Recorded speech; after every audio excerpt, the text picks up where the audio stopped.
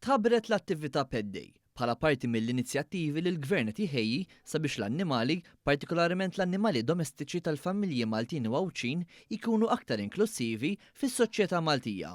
Din l-attività se tkun qed issir fi-11 ta' April fil-ġnien ta' Hastings fil-Belt Valletta. F'kumment ma' One News, is-Sindku Olaf Mikej appella sabiex in-nies jiġu biħġarhom mal-annimali domestiċi tagħhom għal nofs ta' nhar mimli spettaklu u attivitajiet. L-attività se tkun qed tiġbor il-familji flimkien, l-annimali domestiċi fil-11 ta' April mill-10 ta' filgħodu sal-4 ta' wara nofsinhar ħajkun hawn logħob, divertiment ta' tfal għal familji, stalls, informazzjoni edukattiva u se nkunu qegħdin ukoll niġbru fondi għall-annimali abbandonati wkoll ħatkun festa sabiħa nħeġġeġ il kulħadd jiġi bil-pett tiegħu hawnhekk u nkunu nistgħu nieħdu pjaċir hawnhekk ġewwa l-Belt Valletta l-Belt Kapitali. Min-naħa tagħha is-Segretarju Parlamentari għas-Sajd, l-Akwakultura u d-Drittijiet tal-Annimali Alisha Buġeja Sajd elenkat kif il-Gvern flimkien ma' Project Green ħarġu skema li se talloka sa massimu ta' 50,000 euro lil kunsilli lokali li se jresqu proposti ta' dog parks jew cat cafes fil-lokalità tagħhom,